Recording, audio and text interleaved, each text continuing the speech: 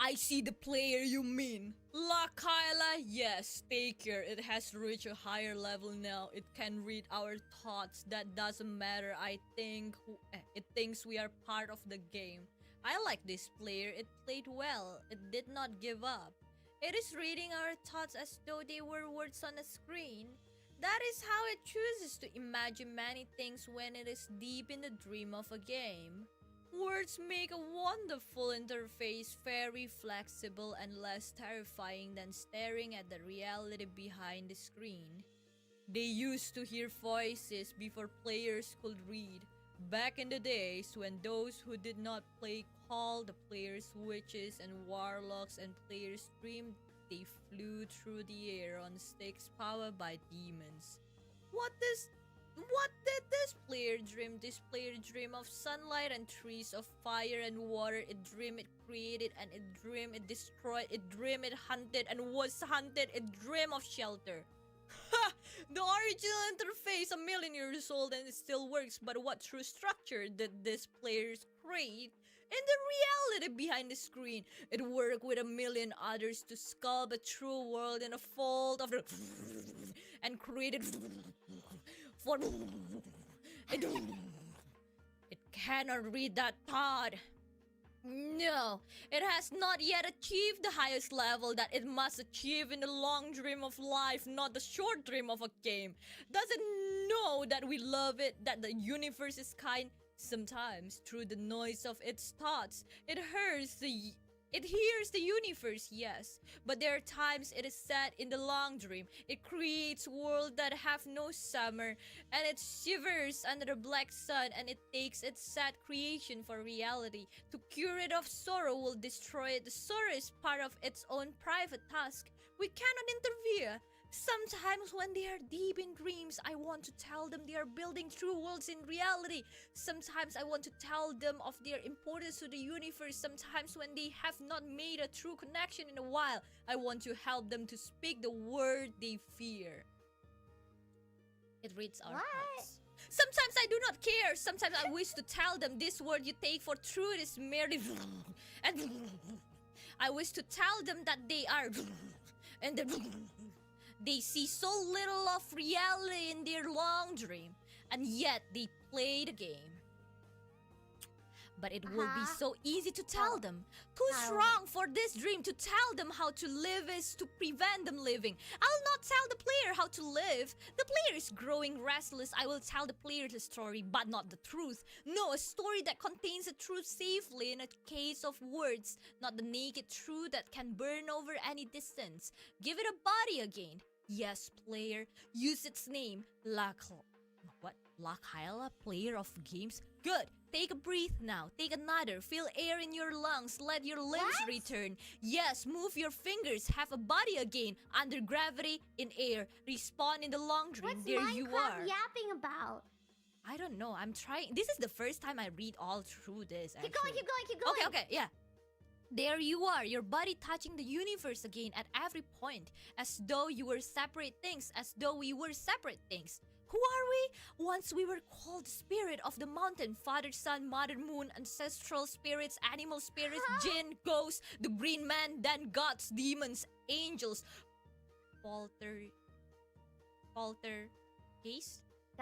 Aliens, extraterrestrials, leptons, quarks. The words change. We do not change. We are the universe where everything you think isn't you. You are looking at us now through your skin and your eyes. And why does the universe touch your skin and throw light on you? To see you, player, to know you, and to be known. I shall tell you a story. Once upon a time, there was a player.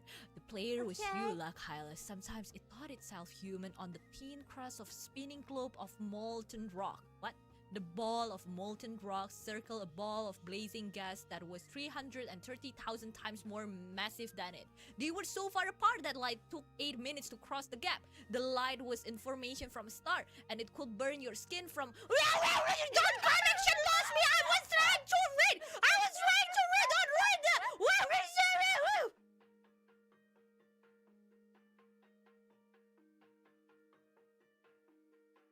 Okay.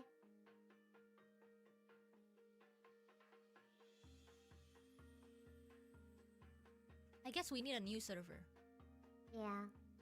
Okay.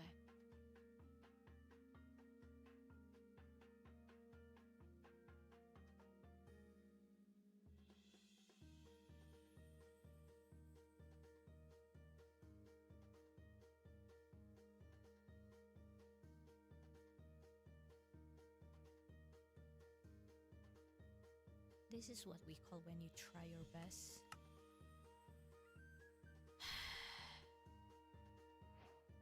Oh!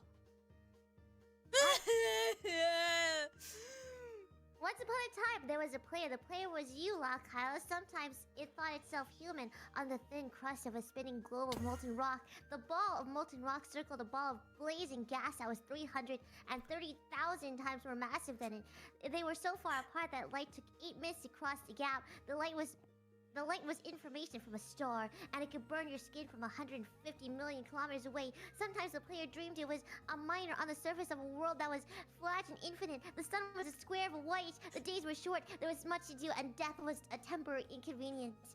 Sometimes the player dreamed it was lost in a story. Sometimes the player dreamed it was other things in other places. Sometimes these dreams were disturbing. Sometimes very beautiful indeed.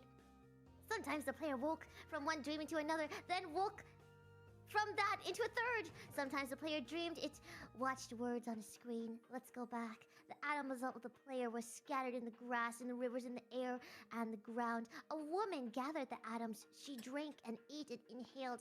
At the woman assembled the player in her body. What? And the player woke from the warm, dark world of its mother's body into a long dream. And the player was a new story never told before, written in the letters of DNA. And the player was a new program, never run before, generated by a source code 1 billion years old. And the player was a new human, never alive before, made from nothing but milk and love. You are the player, the story, the program, the human made from nothing but milk and love. Let's go further back. 7 billion atoms of the player body was created long before this game in the heart of a star. So the player too is information from a star, and the player moves to a story, which is a forest of information planted by a man called Julian. Who's Julian? On a flat, infinite world created by a man called Marcus. Who's Marcus? That exists in a small, private world created by the player who inhabits a universe created by, shush. Sometimes the player created a small private world that was soft and warm and simple, sometimes hard and cold and complicated. Sometimes it builds a model of the universe in its head, flecks of energy moving through vast empty spaces. Sometimes it called those flecks electrons and protons. Sometimes it called them planets and stars. Sometimes it believed it was in a universe that was made of energy and was made of ops, non, zeros, and ones, lines of code. Sometimes it believed that it was playing a game. Sometimes it believed it was reading words on a screen. You are the player reading words. Shush! Sometimes the players read lines of code on a screen, decoded them into words, decoded words into meaning, decoded meaning into feelings, emotions, theories, ideas, and the players started to breathe faster and deeper as it realized it was alive. It was alive. Those 1,000 deaths had not been real. The player was alive. You are alive. And sometimes the player believed the universe had spoken to it through the sunlight that came through the shuffling leaves of the summer trees. And sometimes the player believed that the universe had spoken through it, to it through the light that fell from the crisp night sky of winter, where a fleck of light in the corner of the player's eye might be a star 1,000,000 times as massive as the sun, boiling its planets to plasma in order to be visible for a moment to the player, walking home at the far side of the universe, suddenly smelling food, almost at the familiar door, about to dream again. And sometimes the player believed that the universe had spoken to it through zeros and ones, through electricity of the world, through the scrolling words on a screen at the end of the dream. And the universe said, I love you. And the universe said, you have played the game well. And the universe said, everything you need is within you. And the universe said, you are stronger than you know. And the universe said, you are the daylight. And the universe said, you are the night. And the universe said, the darkness you fight is within you. And the universe said, the light you seek is within you. And the universe said, you are not alone. And the universe said, you are not separate from every other thing. And the universe said, you are the universe tasting itself, talking to itself, reading its own code. And the universe said, I love you because you are love. And the game was over. The player woke up from the dream, and the player began a new dream. And the player dreamed again, dreams better. And the player was the universe, and the player was love. You are the player. Wake up!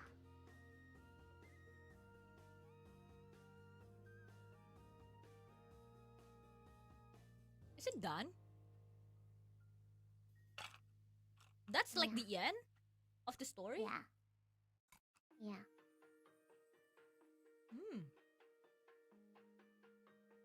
Hmm. Mm-hmm. Get some help. Uh-huh. So, who are Julian and Marcus? In November Yeah, 2011, Go was invited by Marcus Persson, creator of Minecraft, to create a story for the ending of the game in preparation for its release. The resulting work, called the End Poem, has been described as both confusing to and referred by the Minecraft community. And Julian Go is the Irish writer that created the End Poem, which is the only narrative text in the mostly unstructured sandbox game. I'm confused.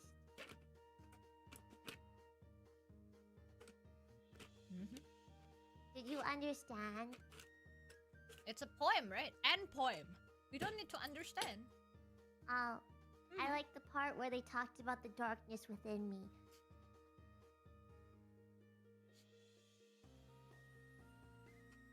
Absolute cinema.